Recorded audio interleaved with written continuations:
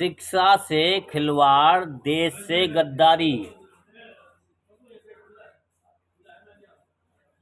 विजय दर्रा, संपादक लोकमत समूह, पूर्व राज्यसभा सांसद। शिक्षा से खिलवाड़, देश से गद्दारी। शिक्षा जगत में चप्पे चप्पे के लिए एक के बाद एक चर्चा में रहे मध्य प्रदेश, छत्तीसगढ़, उड़ीसा, उत्तर प्रदेश, बिहार, कर्नाटक, त्रिपुरा, पश्चिम बंगाल के बाद इस कड़ी में महाराष्ट्र का नाम भी जुड़ गया है। मैं तो हैरत में हूँ कि हमारे प्रदेश में यह हो रहा है। कौन है जिम्मेदार? कहाँ? तो हम अपने प्रदेश में इस बात की चर्चा कर रहे हैं कि शिक्षा कैसे गुणवत्तापूर्ण हो। दूसरी ओर भर्ती में फर्जीवाड़ा और फर्जी शिक्षकों के नाम पर करोड़ों करोड़ का वेतन घोटाला सामने आ रहा है। नागपुर संभाग में इस घोटाले की जांच पड़ताल अभी शुरू हुई ही थी कि छत्रपति संभाजी नगर में खबरें आई कि फर्जी सर्टिफिकेट के आधार पर पीएचडी प्राप्त करने के भी कई मामले सामने आए हैं। मुझे ध्यान है कि राज्यसभा में अपने कार्यकाल के दौरान मैंने कई बार पीएचडी घोटाले का मामला उठाया था और कहा था कि बड़े पैमाने पर थीसिस की चोरी करके पीएचडी की डिग्री ली जा रही है। यहाँ तो नामांकन के लिए भी फर्जी सर्टिफिकेट जमा किए जा रहे हैं। मैं तो सोचकर ही परेशान हूँ कि फर्जी डॉक्यूमेंट्स वाला शिक्षक विद्यार्थियों को पढ़ाएगा क्या। विश्वास नहीं होता कि नागपुर संभाग के 12 स्कूल में 580 नियुक्तियां हुई और स्कूल से लेकर शालेय शिक्षा विभाग और मंत्रालय में बैठे अधिकारी को खबर नहीं लगी। बिल्कुल संक्षेप में बात करें तो अधिकारियों ने कुछ स्कूलों के प्रबंध के साथ मिलीभगत करके शिक्षकों और कर्मचारियों के नाम पोर्टल पर फर्जी लॉगिन आईडी के माध्यम से दर्ज कराए। नियुक्ति पिछली तारीखों में दिखाई गई और एरियर के नाम पर करोड़ों करोड़ रुपए का गबन हुआ। शायद यह सब चलता रहता, लेकिन कुछ अधिकारियों को घोटाला समझ में आ गया और उन्होंने सहभागी होने से इनकार कर दिया। वैसे इस घोटाले में कुछ बड़े नेताओं का भी हाथ है। जांच होगी तो नाम खुलेंगे। हाँ बोल बेटा।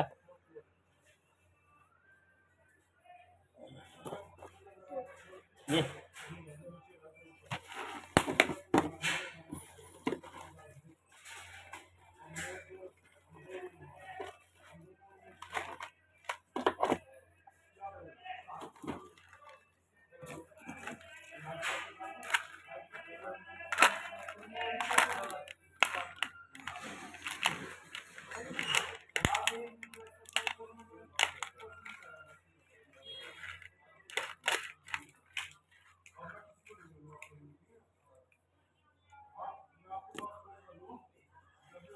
चिल्ड्रन नोट, बच्चों का रुपया।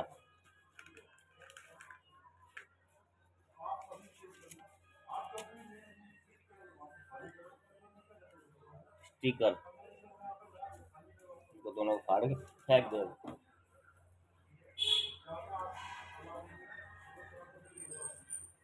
स्टिकर कहाँ गया?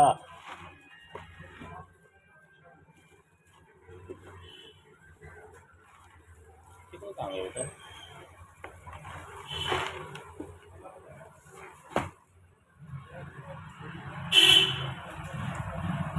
लाओ 10 रुपये दो। चलो अपना सामान उठाओ।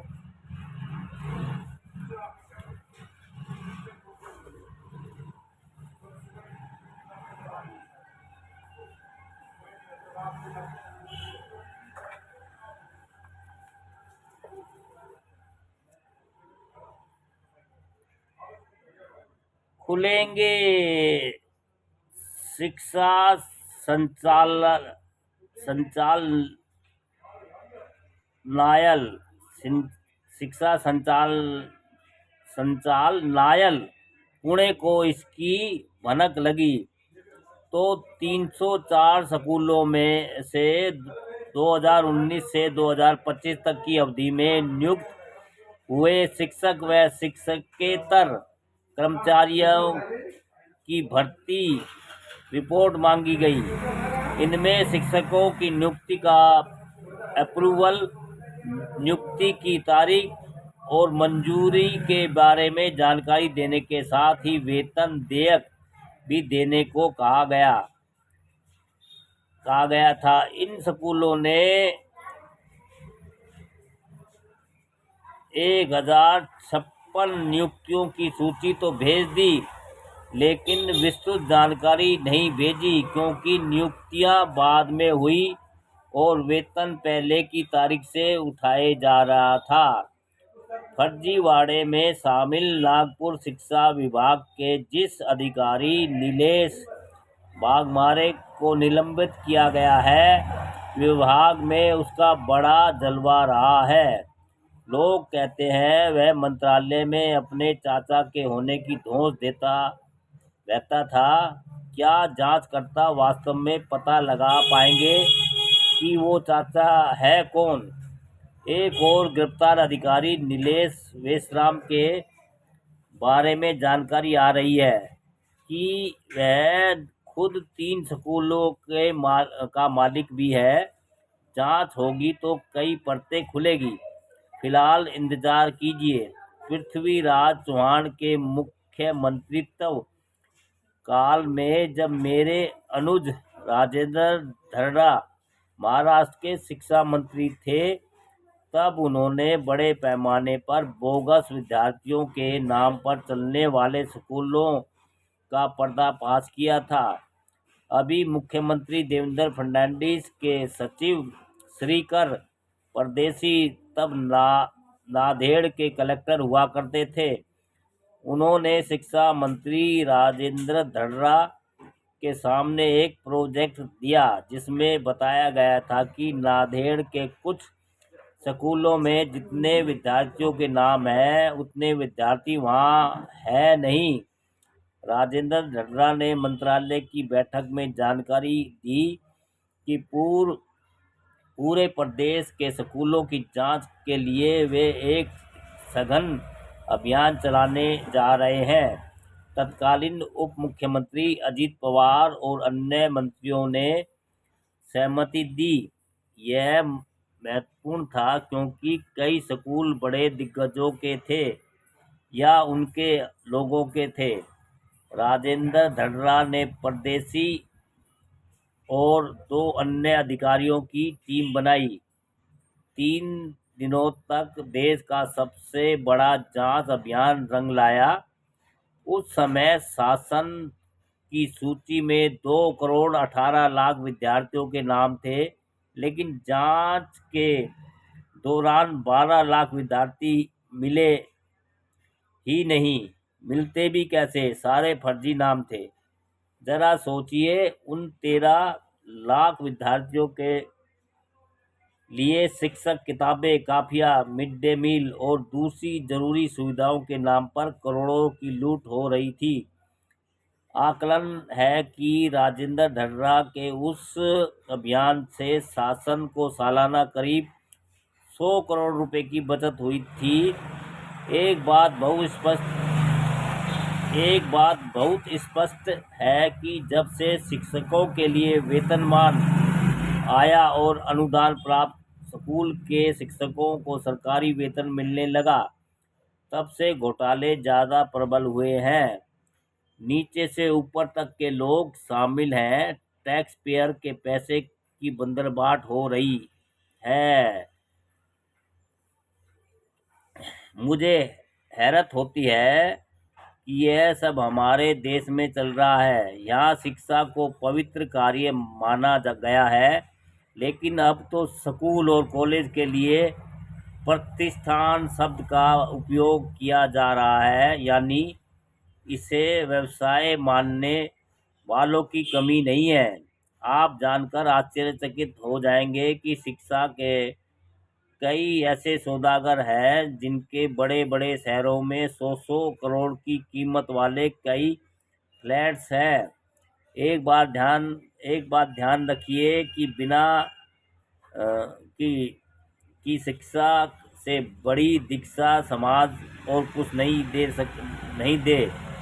एक बात ध्यान रखिए कि शिक्षा से बड़ी दीक्षा समाज को कुछ नहीं दे सकता।